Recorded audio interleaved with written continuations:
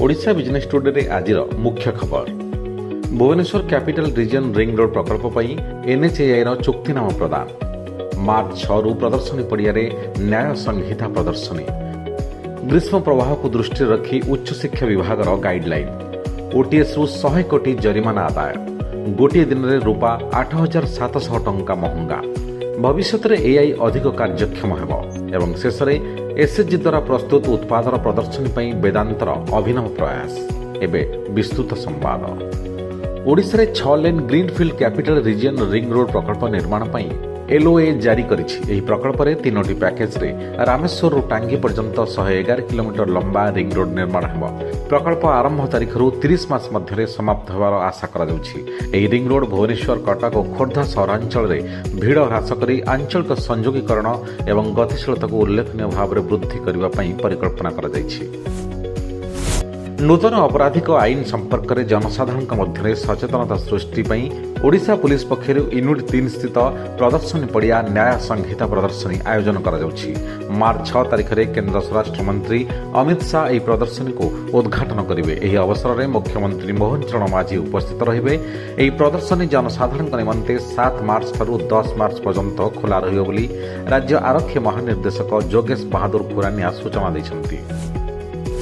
राज्य में ग्रीष्म प्रवाह को दृष्टि रखी इंटरनाल परीक्षा और क्लास गुड़ी को सकाळु कराजियो बोली सब कॉलेज और विश्वविद्यालय को चिठी अपराह्न कौन से आउटडोर कार्यक्रम रखिबेनी और शिक्षानुष्ठान गुड़िकरे पर्याप्त ओआरएस पानी जल रखा उच्च शिक्षा विभाग पक्षर चिठी करा जायछि। कौन से पिला असुस्थ हेले तुरंत हॉस्पिटल नेबाकू निर्देश दैछि विभाग। गाड़ी उपरू जरिमाना कटा जाउथिबा बेले एहाकू गाड़ी मालिक माने देउ नथिले। एथिपई राज्य परिवहन विभाग पक्षरु वन टाइम सेटलमेंट व्यवस्था करा जायतिला। जरिमाना अर्थ को धार्य समय मध्य देदेले 50% जरिमाना अर्थ छाड़ करा जाय बोली घोषणा होइतिला। गत 5 मास तळे एही लागू होइथिबा ओटीएस स्कीम रु 100 कोटी टंका जरिमाना आदाय होइछि। गुरुवार सोना और रूपा मूल्य रे एक बड़ धरणर वृद्धि देखा मिली। विशेषकर रूपा गोटे दिन में प्राय 8,700 टंका वृद्धि पाई। गतकाली रूपा केजी पिछा 2,65,560 टंकार बंद होता बेले आज यह 2,74,251 टंका छुईला। सेहीपरि सोना मूल्य में 1,600 टंकार वृद्धि घटी।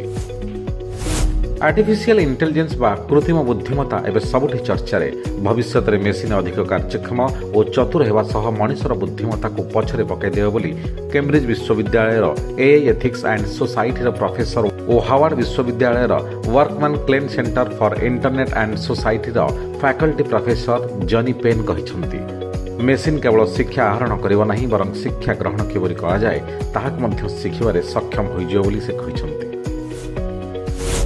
वेदांत एल्युमिनियम यार स्वयं सहायक गोष्ठी द्वारा प्रस्तुत उत्पाद गुड़ी को प्रदर्शन करने एक स्वतंत्र स्टल स्थापन करिछि। प्रदर्शनी में डोक्रो कलाकृति पारंपरिक सौर चित्रकला स्थानीय चाषी द्वारा उत्पादित जैविक महू एवं विभिन्न प्रकार हस्तशिल्प उत्पाद प्रदर्शित होता। वेदांतर शुभलक्ष्मी समवाय अधीन 480 रु अधिक गोष्ठीर 5,180 एसएचजी सदस्य अच्छा जो 1200 रु अधिक महिला संरचित जीविका उद्योग में सक्रिय भाव में नियोजित अच्छा। It's all of your business. Business breaking.